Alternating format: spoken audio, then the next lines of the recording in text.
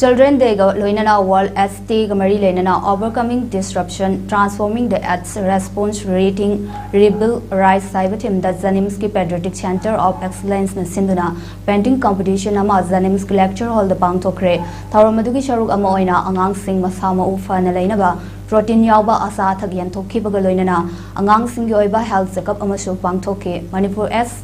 Control Society ne sponsor tawduna pangthokhiba thauramadu mari leinana JNIMS ki PCOA gi nutritionist Dr. NZ Bembem na hai angang sing wakhal nungaina masa fana leinaba pandamda numit khudingi asa thak yenba ngamdrabasu ngasi Children Day ga mari leinana ngasi gi program asi pangthokpani masida angang sama henbana asigumba asa thak asi yenthoknaba sem sari haiki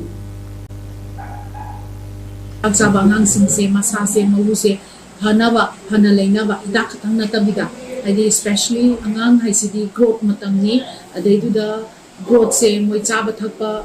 full parents habidi laitaba single orphan double orphan smaina leba